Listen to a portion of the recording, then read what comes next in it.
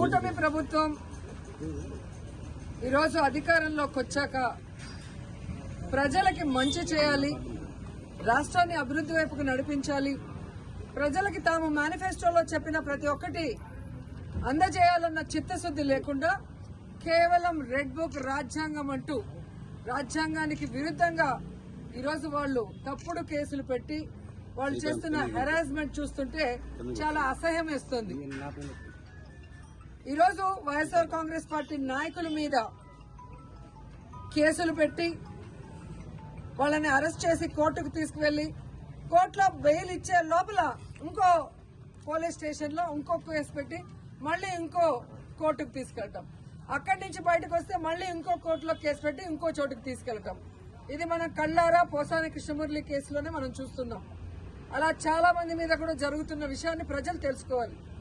ఎందుకంటే supreme court clear గా మార్గదర్శకాలు ఇవ్వడం జరిగింది. ఒక మనిషిని అరెస్ట్ చేశాక ఒకవేళ ఆ మనిషి మీద వేరే వేరే పోలీస్ స్టేషన్ లో కేసులుంటే వాటన్నిటికీ పీటీ వారెంట్ ఇచ్చి ఒకే చోట విచారణ చేయాలని స్పష్టంగా ఉన్న వాంటెడ్ గా ఈరోజు జిల్లాలకి పోసాన కృష్ణమురళి గారిని వెహికల్లో తీసుకెళ్లి ఎలా హ్యూమిలేట్ చేస్తున్నారు, ఆయన ఆరోగ్య పరిస్థితి బాగా లేకపోయినా ఆయన ఏ విధంగా టార్చర్ పెడుతున్నారో మనం కళ్ళారా చూస్తున్నాం. అంటే సుప్రీంకోర్టు ఇచ్చిన మార్గదర్శకాలకు కూడా తిలోదకాలు ఇచ్చి ఈరోజు అధికార పార్టీ వాళ్ళు చెప్పినట్టుగా అధికారులు నడుచుకోవడం చాలా దురదృష్టకరం. ఈరోజు వాళ్ళకి నేను సూటిగా చెప్తున్నాను, అధికారులకి అధికార పార్టీ చెప్పిందని మీరు ఈ విధంగా సుప్రీంకోర్టు మార్గదర్శకాలకి తిలోదకాలు ఇస్తే ఈ రోజు మా పార్టీ నాయకులు ఇబ్బందులు పడొచ్చు, కానీ భవిష్యత్తులో రాబోయేది వైఎస్ఆర్ కాంగ్రెస్ పార్టీ. జగన్మోహన్ రెడ్డి గారు ముఖ్యమంత్రి అయిన తర్వాత నిబంధనలకు విరుద్ధంగా పనిచేసిన అధికారులని మా వాళ్ళని ఎక్కువ రోజులు జైల్లో పెట్టాలని తప్పుడు కేసులు పెట్టి అధికారులని మిస్యూజ్ చేస్తున్న కూటమి ప్రభుత్వ నాయకుల్ని ఎవరిని వదిలిపెట్టము, న్యాయబద్దంగా అందరినీ కూడా శిక్షిస్తామని కూడా వాళ్ళకి ఘంటాపదంగా చెప్తున్నాను. ముఖ్యంగా అధికారులు తెలుసుకోవాల్సిన విషయం, 9 నెలల్లోనే ఈ కూటమి ప్రభుత్వం చేతగాని ప్రభుత్వం, చెత్త ప్రభుత్వం, ప్రజల్ని ముంచే ప్రభుత్వం అని తెలుసుకున్నారు కాబట్టే ఈరోజు ఉత్తరాంధ్రలో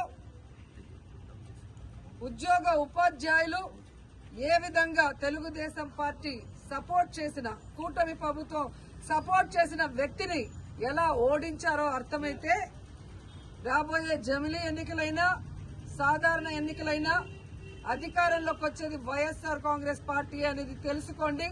ఇకనైనా అధికారులు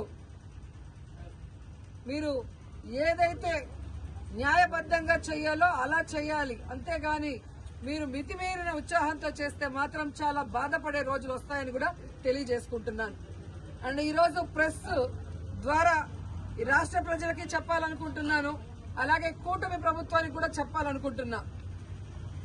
కూటమి ప్రభుత్వం అధికారంలోకి వచ్చిన తర్వాత తప్పుడు కేసులతో హెరాస్మెంట్ చేయటమే కాకుండా ఈరోజు రాష్ట్రంలో మద్యం బెల్ట్ షాపులు ఏ విధంగా వీధికి పెట్టి విచ్చలవిడిగా మద్యాన్ని అమ్ముతూ ఈరోజు ఆడపిల్లల మీద అఘాయిత్యాలు పెరిగే విధంగా చేస్తున్నారో మీరందరూ కూడా కళ్ళారా గమనించండి.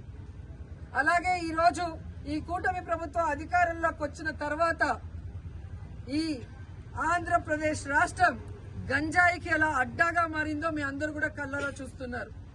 ఈరోజు డ్రగ్స్ కూడా చంద్రబాబు నాయుడు నివాసం ఉంటున్న గుంటూరులో డ్రగ్స్ విచ్చలవిడిగా దొరుకుతున్నాయని అన్ని పేపర్లో మీరు చూస్తున్నారు. అంటే ఈ ప్రభుత్వం, ఈ ముఖ్యమంత్రి సిగ్గుపడాలని కూడా ఈ సందర్భంగా తెలియజేసుకుంటున్నాను. ముఖ్యంగా పుత్తూరులో ఎడ్యుకేషనల్ హబ్, ప్రైవేటు ప్రభుత్వ ఇంజనీరింగ్ కళాశాలలు, డిగ్రీ కళాశాలలు, అలాగే మెడికల్ కళాశాల, ఆయుర్వేదిక్ కళాశాల, ఇలా ఎన్నో కాలేజీలు పుత్తూరులో ఉంటే ఈరోజు గంజాయికి అడ్డాగా మారింది. గతంలో కూడా తెలుగు యువత హరి అనే అబ్బాయి ఈ విధంగా విచ్చలవిడిగా గంజాయి అమ్ముతూ దొరికిన దాఖలాలు పుత్తూరులో మీకు కనిపించాయి. అదే వ్యక్తి వైజాగ్ లో దొరికాడు 28 కిలోలతో, అది కూడా మీరు గమనించారు. ఆ రోజుల్లో మేము పోలీసు వాళ్ళని ఇలాంటివి జరగకుండా తప్పు పనులు చేసే వాళ్ళని తరిమి కొట్టాం. కానీ ఈ రోజు ఎమ్మెల్యేనని చెప్పుకునే వ్యక్తి ఆడికి అమావాస్యకి ఒక రోజు కాన్స్టిట్యున్సీకి వస్తున్నాడే తప్ప గంజాయికి అడ్డాగా మారిన పుత్తూరుని నగిరిని కాపాడటానికి ఏ రోజు ఆయన నాయకులు పని చేయలేదు. ఈరోజు ఎంతో నమ్మకంతో తల్లిదండ్రులు తమ పిల్లల్ని పుత్తూరు నగిరి కాలేజీలకు పంపిస్తే వాళ్ళు అక్కడ హాస్టల్లో ఉండి చదువుకుంటున్న వాళ్ళకి గంజాయి డ్రగ్స్ అందుబాటులో తీసుకొచ్చి ఆ పిల్లల జీవితాలు నాశనం చేస్తుంటే ఆ ఎమ్మెల్యే పట్టించుకోవట్లేదు, అధికారులు పట్టించుకోకపోవడం దురదృష్టకరం. ఎందుకంటే మొన్ననే నగిరి రూరల్ ఎంకొత్తూరు హై స్కూల్లో పిల్లలు గంజాయి తాగి హెడ్ మాస్టర్ కాలర్ పట్టుకోవడం, ఆడపిల్లల్ని గిచ్చి ఏడిపించడం, టీచర్లని బూతులు తిట్టారని పెద్ద ధర్నా జరిగిన విషయం కూడా మీరందరూ కూడా గమనించుంటారు. సో ఈ విధంగా తెలుగుదేశం పార్టీ అధికారంలోకి వచ్చాక నేరస్తులకి ధైర్యం వచ్చింది. నేరాలు చేయడానికి ఏదో వాళ్ళకి లైసెన్స్ ఇచ్చిన విధంగా రాష్ట్ర వ్యాప్తంగానే కాకుండా నగిరిలో కూడా చాలా దౌర్భాగ్య స్థితిలోకి ఈ ప్రభుత్వం తీసుకెళ్లటం బాధాకరం. ఒక పక్క 100 రోజుల్లో గంజాయి అరికడతానని చెప్పి ముఖ్యమంత్రి గారు, హోమ్ మినిస్టర్ గారు చెప్తారు. కానీ 100 రోజులు అయిపోయింది.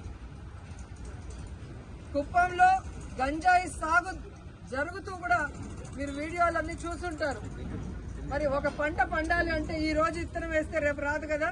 మరి అంత సాగు జరుగుతూ ఉంటే ముఖ్యమంత్రి సొంత కాన్స్టిట్యున్సీలో చంద్రబాబు నాయుడు గారు నిద్రపోతున్నారు.